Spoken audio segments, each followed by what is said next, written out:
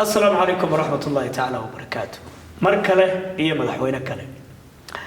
مدحوينة وره أو كم إذا مدحدي ديجان كسوماليدا سومالت. رجع عدالة سياسية نبضون بس سوماليات أي برنامج كينو مرتيا. وأحمد مكاهيل حسين. أنت بقول سومالو حتى أحمد مكاهيل مركين مقشو. وحيو قادان قويس كي سومالية دي بلارناي قبتها يدقي يقبر كتولو. بس مكاهيل وانانيس أما مجا عادية أو شخص لو بحيوه. وقرين إذا كور دعي مايو برنامج كنا إنه كوري سرينا ما لحظة هوري ديجان كسومالي ده سومرتي أيو كم دي برنامج كنا سولو مدني شرف بي كرامة أي يتاي إنه نصصور فرسنا. وقرين أحمد مكاهيل وقوما تاريخ نوليد كيس حقه كل شيء حقه كبر باري حقه صبرت.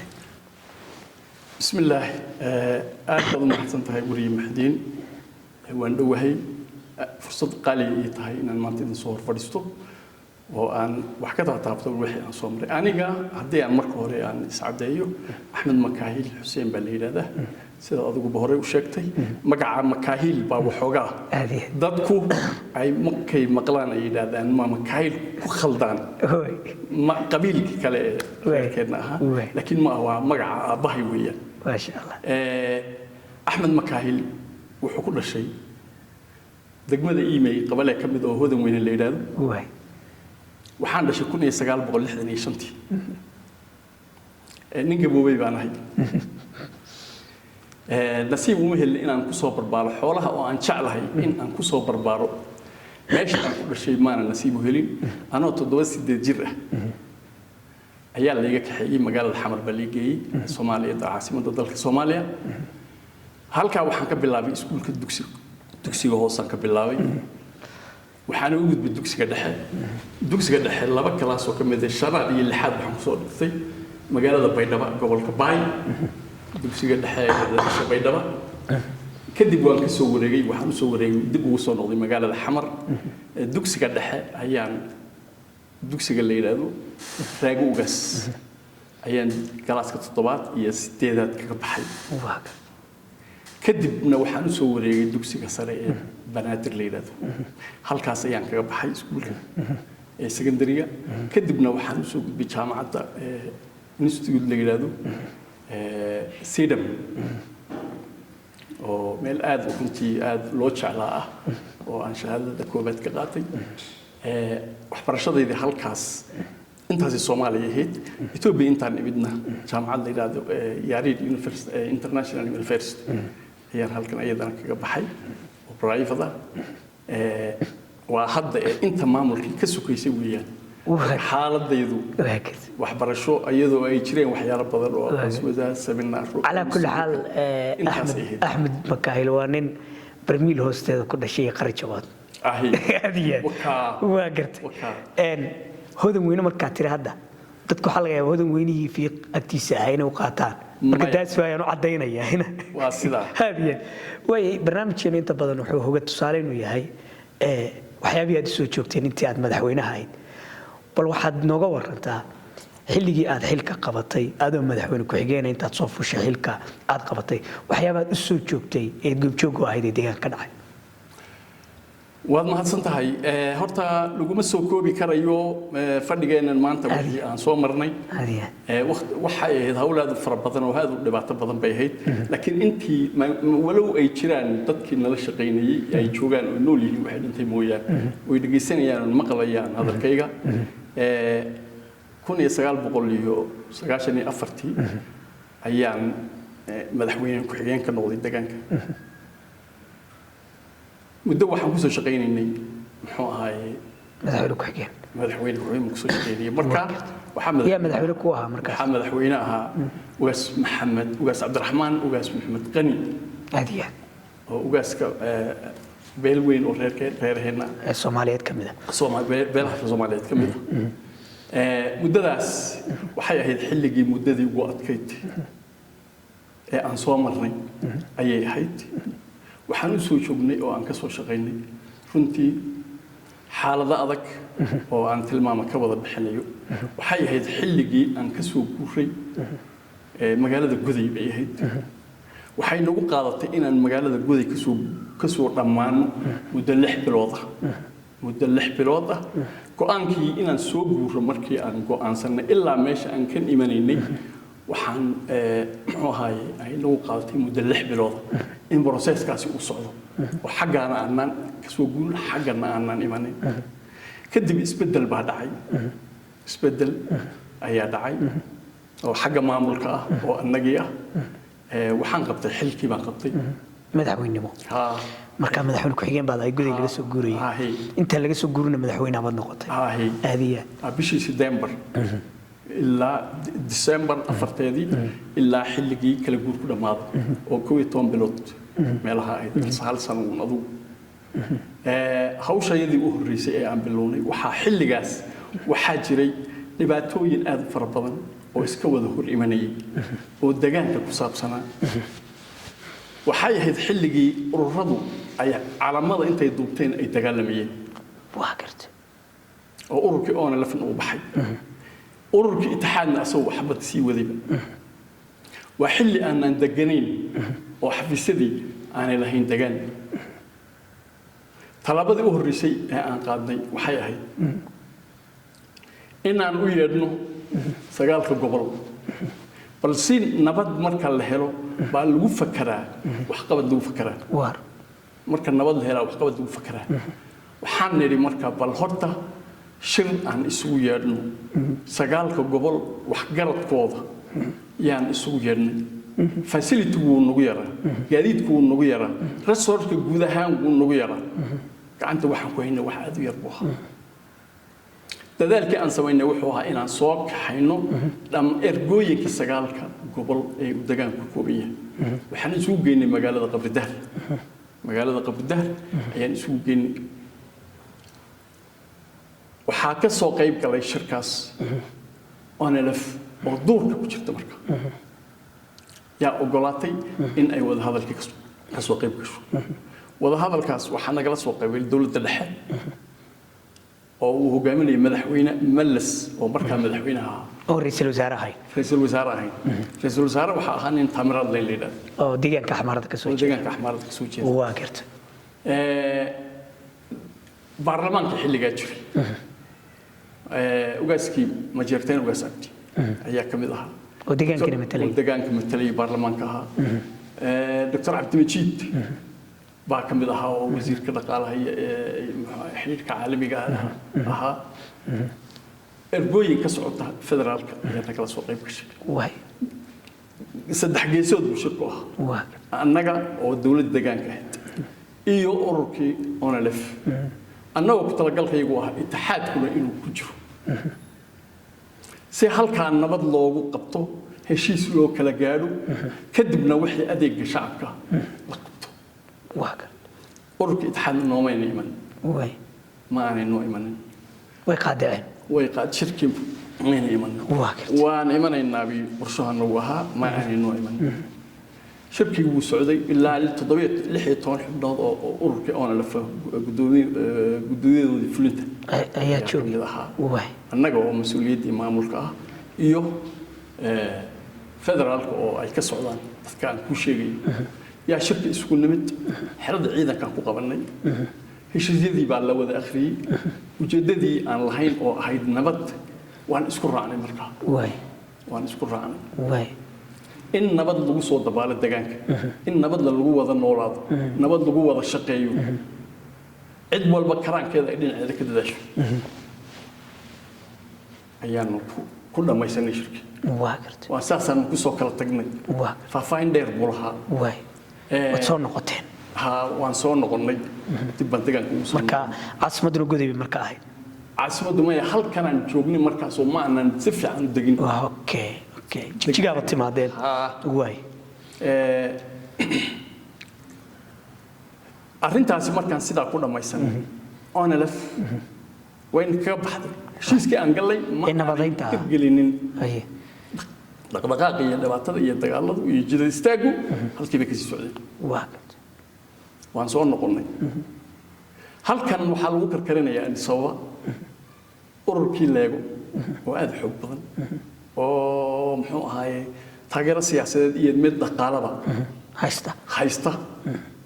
ballan qaaday in deegaanka ayagu ay xasilinayaan deegaanka Soomaalida aan la arki doonin wax dambe oo xabad rida way wax dambe oo xabad rida aan la arkin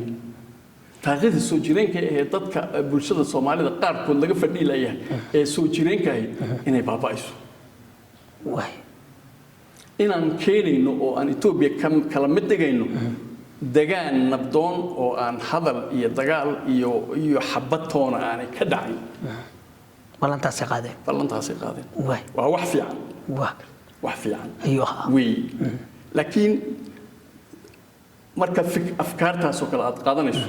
waxa fiican dadkana inaad taqaan taariikhdana taqaan waxaan suuragalnimadeedana aad ogtahay ay noqonayso aad garanayso aadiya way ka maqan arintaas way ka banaan way ka maqan aqoon uma ilaahay cidna xog lagu maqoon karay way arinta halkaas lagu karkarinay oo barnaamijka ka soo hiriya oo mawjado waaweyn leh ayuu ahaa waan soo noqonay way marka waxa ciidanka runtii awoodda dawladda ee wakiilnimada rasmiga ah iyo dhaqdhaqaaqa ciidanka ihadigta ayuu ahaa way door weyn waxa ku jira doorkan harar yaa ku lahaa way waxa soo dhawaatay runtii xoogii leego iyo kacdoonkeedii iyo hilaaceedii iyo bugbacdeedii ay soo dhawaaday way deegaankii soo galeen waxaan tashanay ciidankii baan tashanay waxaan tashanay madaxweynihii Mallas oo markaa ahaa madaxweynaha oo aan ra'iisul wasaare inta noqonin waxaan soo jeediyay barnaamijkan siyaasadeed waana la fadhiyay halka istaagtay barnaamijkan siyaasadeed ee leego natiijo ma keeni doono natiijo uu ku nabadeeyo sida uu ballan qaaday ma keeni doono ma gartay leega marka yaa hogaaminayay deegaankii hogaaminayay ma axmaar hogaaminaysa mise Tigray leego de waa xisbigan Soomaalida ahaa laakiin ay baagareynaysa federal baagareynayay laakiin fikir ahaan lagu kala duwanaa oo ra'iisul wasaaraha oo marka taamir Allahaynaha ayuu ahaa ninkii xoog marka ma la soo madaxweynaha isagu ma taageerin bay ka dhigantay kulli policy day kulli ma kala fogaan laakiin lama qumanayn inay sidaa wax dhacaan fikir wada jir ah oo aan ahayn kan ay wataan ayuu rabay in wax lagu wado laakiin xooga maadaama siyaasiyiin fara badan oo ururka leega ka soo jeeday ay hawlwadeena ka ahaayeen federaalka ay hawlwadeena ka ahaayeen oo u janjeera fikirka leego taasaa wax badan sahashay annagu taladayadii waxaan nidhi suuragal ma noqonayso arrintan ayaad ku talisay ma noqonayso suuragal waa in xal kale la helaa xalku muxuu yahay ona la fuwaata urur ahaan waa tii xilkan ayadu haysatay ee ka dhaqaaqday ee ku guulaysay doorashadii ee dawladda soo dhistay ee waxaan annagu markaa aan nahay yagleeshay weeyaan laakiin dhexda ka baxday waxaan ila xalku wuxuu noqonayaa waa in la helaa leego la helaa onelef dhammaystir haddii la heli waayo waa in la helaa onelef aan ka soo jeexnay onelefti kale waaye ومبدئ onelef xambaarsan waaye fikirku wuxuu noqday mid positive waaye oo la soo dhaweeyay waaye ciidamada horaan isugu soo qanacnay arrintaasi markay sidaa u dhacday waxaan marka doonay inaan helo xubna onelef kuwa ka mid ah kuwa ugu firfircoona ayaan soo qabanay harar baa ku galay shir baan harar ku galay shirka inta horta markaan fikirkii oo dhan aan isku hagaajinay maadaama mas'uulkii dawladda ee deegaanka aan ahay in aan si official agenda inta uga dhigano aad u bayaamisaan aan ka ansixino hawshii ayadoo sidaas aan tagno guddidii fulinta waan shiriyey barnaamijkii baa ajandii baan u soo dhigay muhiimadda ay leedahay nabaddu muhiimadda ay leedahay horumarka iyo sii socodka maamulka inaan taageerno ururka ONLF oo shalayta calamada duubtay oo dhaqaaqay in aan dhisno urur ONLF maadaama ururka leego uu jiro oo aynu ognahay uu soo socdo inaan helno ururka ONLF si wadajir loogu dhaqaaqo wadajir loo janqaado deegaanka oo looga hortago dhibkaas soo socda oo dhib kastoo jira looga hortago waay nasiib wanaag guddidanada fulinta iyo maamulku waxay leega ahaana dee leegay ahaayeenba wixii xagga naga jira way leegoobeen leegay ku biireen leegay bay noqdeen waay codkii markaan qaaday waa la diiday الأنسحين واي waa la ansixin waay واي كدي ما حدا ما samaynayna ONLF way tagtay bas خلاص weeyaan ولا قصور جيسة فكر كاجي already ولا قصور جيسة واي أنا وانا قاعد كمان هذي وحقيقي مقطع disaster كسوة هي دبعتها إيمان دونتا هي أي مقطع كرواي الوضع عنده حنسوق حستي جد ذي فلنت حبك وقول أصلا الله نحن الشيخ عبد الناصر الشيخ هذا نقول نجري قدومي الله نحرس آمين جبهة WSLF نكى شارتر كصحيحي مقدش أنت ديار اللي جالس وقاضي الرسول لك هنا شارتر كأسوي صحيح أصدق واسم شرتين واس عبدي أي صحيحين الدولة النمذ يوم ما كان كوش قينونا قيب تودي أن كفردين واكر يصحيح هذا أي الراعي لبي يطوان قضي أو ضياشي مجا علىها ما أنا فارس إنه جد بدي ذي مقرن وحبا مقرن وحنسوق حيستي وضياشي مجا علىها قبل هذا دجانك لبي يطوان كمده أنا جاي عبد الناصرنا وهو جانها أن هركعنا شركة بنقلي وحنو يرني أو كأني أنا لف في أنا وترجع لنا نسمع أسبوع برد شركة هالكانوا بسعود أسبوع بن أيو شركة هالكانوا بسعود عندما مجري أنا لف أورك السياسة ذات أنا لف وياه كان ururkii nabad uu yahay nabad qaatay diyaar uu yahay in uu dalkii nabad iyo horumar kaga shaqeeyo حسبي أود لنا هذا xisbi awood leh هذا ahaado oo aynu halkiis kula qaadan ku dhawaaqnay media sidii واي ururkii sidaas oo lagu aqoonsaday uu ku socday oo uu la balance gareeyay ururkii leegada واي حالة نوعية مركز كوزو شقيس hal tiir baan marka u toonsan واي oo nabadiya واي وكو koow ma joogno marka واي نود هرتان سحيس ha واي muddo kadib usbuuc inay u dhaxaysay baan u malaynayaa maana halka ku istaagin waxaan raadinay itixaad al-itixaad iyagana inaad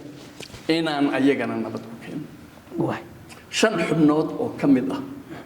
ururka al-itixaad al-islaami oo uu hogaaminayay nin la oran jiray cabdiqaadir xaaji maxamuud dhaqana bayla oo raf dheer ما كرت منول يا تلو ya منول يا uu nool yahay ما شاء الله uu nool yahay in dhageysta laga yaabo واكرت واكرت waxay walaalihiin afgubay ku-xigeenkii baarlamaanka rashiid xaaji ما شاء الله rashiid xaaji ayay walaalihiin واكرت xubnahaas shanta ah oo aan elf اتحاد al-islaami ayaa keenay واي waan wada fadhiisanay واي waa harar ayaduna ciidankuna waa nala joogaan واي kefradoor ninka haysta waa nin baadja dabala la yidhaaho nin caan oo dagaaladiina caanku ah haddana la yidhi wuxuu safiirka yahay kenya واي waxaan u soo dhignay ajandihii واي go-aankan qadanay wuu dheeraa arrinta falanqayntanadu way dheeray هذه laakiin meesha aan ka duulna wuxuu ahaa ururka al-itixaad al-islaami wuxuu ahaa urur caalami ah oo ka dagaalama meelo kala duwan Soomaaliya ka dagaalama meelo kale ka dagaalama ururo kale ku xidhan argagixiso kale ku xidhan واي ayuu ahaa واي waxaan soo qaadanay marka inta ururka al-itixaad ka tirsan ee deegaanka u dhalatay أنا قاعد أقول لك تعال ina gacanta ku si nabadu si inaan ka soo saaro way si ay nabadu u sii xoogayso kuma jiraan madaxda way madaxda ururka al-ittixaad oo Hargeysa iyo Xamar iyo Boorame iyo halka fadhida waxba kuma laha ayagu waxba kuma laha waxaan isla qaadanay maadaama ay yihiin hubaysanayaal ayagu aan wax badan kala soconin go'aanada la qaadanayo inaanay dan u ahayn in bulshadooda lagu baabi'iyo waxaanay ayagu mustaqbalkiisa u weyn ka soo baxaan waan isla qaadanay wayna la ogolaadeen waxaan markaa muddadaas go'aanka arrintaas heshiiskaasi wuxuu qaatay muddo 3 bilood hal gaari baan ayagii farax ka saaray laba fusto shidaalana waan u saaray gobol marka laga reebo gobolka Shineele iyo Liban mooyee 8 gobol ee kale marka 9 buu hayl deegaanku 9 buu ahaa 7 gobol ay tagaan mid walba la soo shiraan gaadhsiiyaan barnaamijkan aan gaadhnay